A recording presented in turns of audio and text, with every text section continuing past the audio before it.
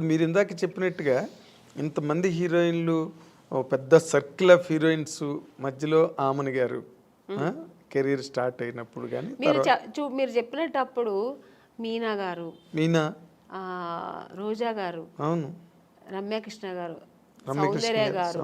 సౌందర్య వీళ్ళందరూ మీరు చూస్తే ఎంత పెద్ద పెద్ద హీరోయిన్స్ మధ్యలో నేను కూడా ఉన్నానంటే అది ఓన్లీ నా టాలెంట్ ఒకటే కాదు, దేవుడు బ్లెస్సింగ్స్ కూడా. నేను కూడా అంటే ఏంటి అసలు వాళ్ళకి వచ్చిన కన్నా మంచి మాస్టర్ పీస్ ఇట్లు మీకు వచ్చాయి.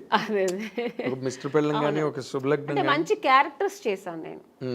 స్టార్డమ్ అనేది పక్కన పెడితే పెద్ద పెద్ద స్టార్స్ నేను చేయకపోయి ఉండొచ్చు, బట్ మంచి మంచి డైరెక్టర్స్, పెద్ద పెద్ద స్టార్ డైరెక్టర్స్తో చేశాను. అవును, అంటే బాపు గారు పేరు చెప్తేనే తెలియని ఎవరు ఉంటారు. బాపు గారి సినిమానా, పైగా ఆయన సినిమాల్లో హీరోయిన్స్ బాగా అవును ఫ్రేముల్లాగా గీసి మరి అందంగా చూపిస్తారు. అందరూ లేని వాళ్ళు కూడా అందంగా చూపిస్తారు అది ఆయన అన్నమాట.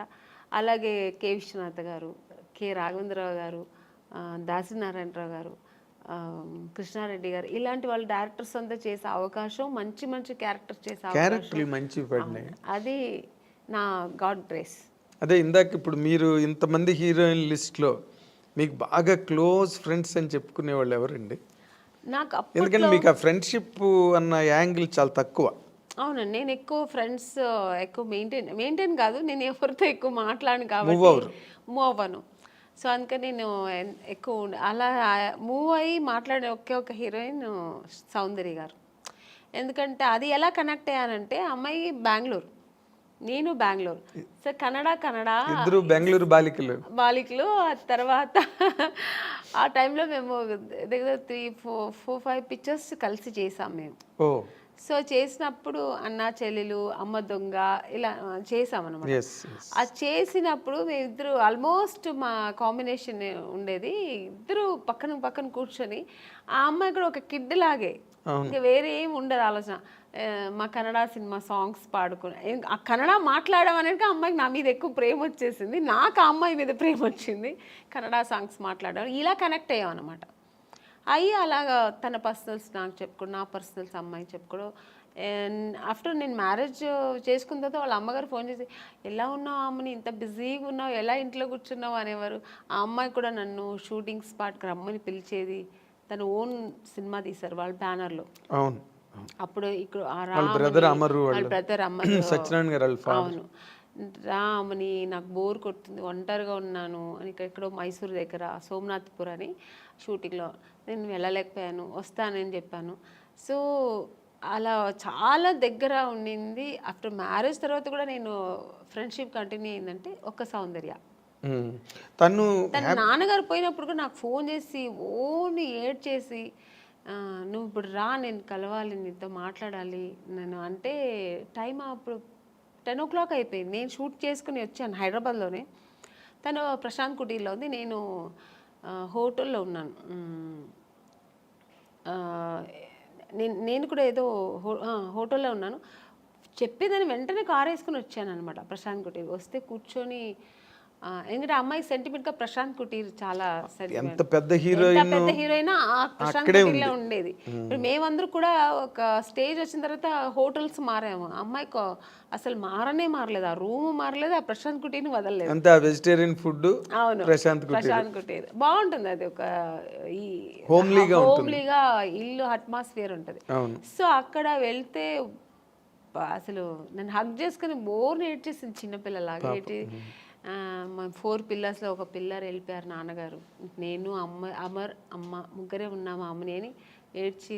అన్నాను, ఏదున్నా ధైర్యంగా ఫేస్ చేయాలి, నువ్వు నేను తనకు ధైర్యం చెప్పింది, అమ్మాయిలాగే. కానీ ఆ టైంలో అలా ఒకరికొకరు ఆద్దరు చెప్పుకొని అంత క్లోజ్ ఉండేదన్నమాట అమ్మాయి. కానీ మరి అమ్మాయి పోయింది అలాగా, అప్పుడు అసలు నేను షూట్లో ఉన్నానండి, అప్పుడు కూడా ఆ టైంలో షూట్లో ఉన్నాను. నేను చెప్తే నేను నమ్మలేదు, సౌందర్యాన్ని వేరే ఎవరైనా చెప్తున్నారు, సౌందర్య ఎలా పోతుందండి, ఎందుకు పోతుంది అన్నాను. అసలు నమ్మలేదు నేను. అసలు ఇలా కెమెరా పెట్టి ఇలా సౌందర్య గారు పోయారంటే ఇంక నాకు పక్కన మనుషులు ఉన్నారని ఏడ్చేసానండి. ఎవరి దగ్గర ఉన్న క్లిప్పింగ్స్ తెలియదు కానీ చూసారంటే చాలా ఘోరంగా ఉంటుంది. చిన్న పిల్లలాగా ఏడ్చేసాను నేను. నాకు మాటలు రావట్లేదు. నాకు ఒక షాక్ లాగా అయిందనమాట. ఆ అమ్మాయి పోవడం ఏంటి అసలు. ఆ తర్వాత అసలు నేను దేవుడి దగ్గర నిజంగా నేను ఇది ట్రూ అండి. నేనైతే దేవుడి దగ్గర ఒక్కటే వేడుకున్నా, నన్ను తీసుకెళ్ళొచ్చు కదా అమ్మాయిని ఉంచేసి అనిపించింది ఆ టైంలో. అలా ఏడ్చేసాను నేను. సో చాలా మంచి అమ్మాయి కూడా అమ్మాయి, ఒక మంచి అమ్మాయి, పర్సనల్గా అన్ని విషయాల్లో చాలా మంచి అమ్మాయి.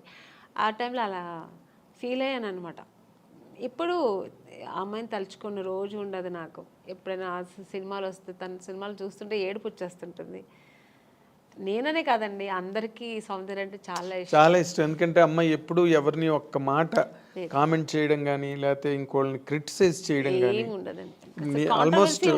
ఆల్మోస్ట్ మీలాగే మీ ఇద్దరు కనుక త్రాసులు వేస్తే అలాగే మంచి మంచి క్యారెక్టర్స్ చేసింది, మంచి ఆర్టిస్ట్, ఒక అమూర్ లాంటి సినిమా చేసింది, మంచి సినిమాలు వేసింది అలా. కానీ అమ్మాయి ఒక మంచి లైఫ్ చూడలేకపోయింది కదా అనిపించింది. వాస్ షీ హ్యాపీ అండి బిఫోర్ మ్యారేజ్ ఆల్సో? హ్యాపీ అండి అమ్మాయి చల్లిమ. యాక్చువల్గా అమ్మాయికి అలా ఉండడం ఇష్టం. సినిమా ఇంట్రెస్ట్ తక్కువ అండి. తను నాన్నగారు చెప్పారని హీరోయిన్ అయింది, కానీ తర్వాత తనకి ఇంట్రెస్ట్ వచ్చి తర్వాత చేసింది, అది వేరు. తన ఇష్టం ఏంటంటే మామూలు మన ఒక లైఫ్ ఉంది కదా, మ్యారేజ్ చేసుకోవాలి, మనం మామూలు ఒక సామాన్య మనుషులాగా ఉండాలని, హౌస్ వైఫ్ లాగా మన అందరిలా ఉండాలని చాలా ఇష్టపడేది నాకు తెలుసు అమ్మాయి. అలాంటి ఒక లైఫ్ ఆ అమ్మాయి అనుభవించకుండా వెళ్ళిపోయింది.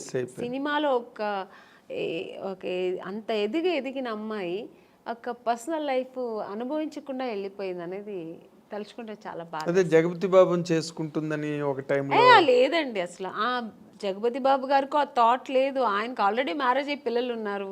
ఆయన అలా లేదు. జగపతి బాబు గారికి సౌందర్య అంటే రెస్పెక్ట్, అట్ ఎ టైం ఆయనకు చాలా ఇష్టం కూడా అమ్మాయి అంటే. ఆర్టిస్ట్గా మంచి ఆర్టిస్ట్, వాళ్ళు బ్యానర్లో చాలా చేసిన సినిమా 2-3 సినిమాలు ఏదో చేసింది అనుకో.